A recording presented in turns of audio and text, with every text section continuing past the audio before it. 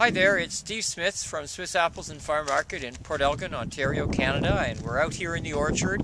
It's March, about the third week. You can see there's still some snow around in the orchard, nice and crunchy day today, and I'm pruning trees. I thought you might be interested in a couple things that we do to prune trees, because a lot of people have apple trees in their backyard and they're always asking about that. Well, first of all, tools I use. I have two things I use.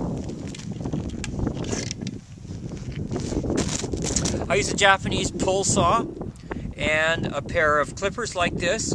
This, of course, for the larger things, and for fine work, I use these pruners, and they're both great tools. The next thing to kind of think about with apple pruning is what you're trying to accomplish.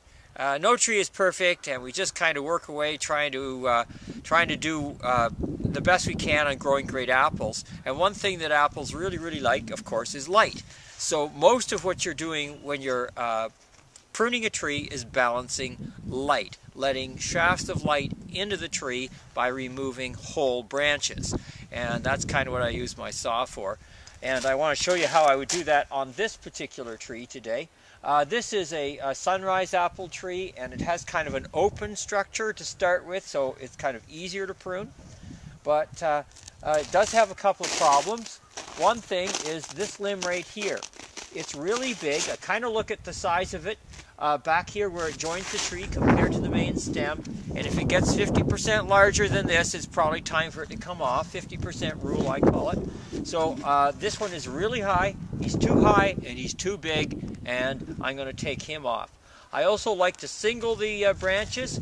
Here I have two quite high on the tree branches. So remember, I'm standing, quite a bit higher today because I've got, maybe 20-30 centimeters of snow out here.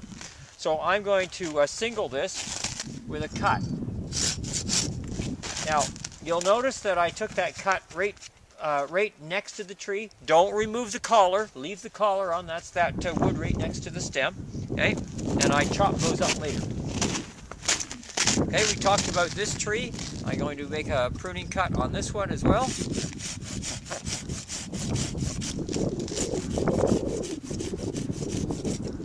That's good.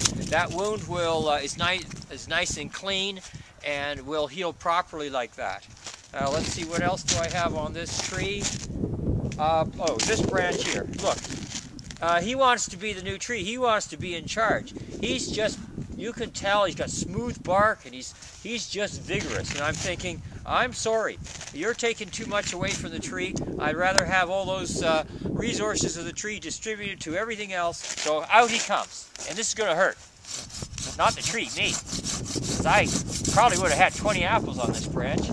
But out he comes. That hurt. And the only other thing I think I would do is take off some of these lateral branches when they get a little bit too big. Because really, I just want to get light in here, and I want single shafts. That's a bit vertical. That. So I have a nice branch here, fruit buds.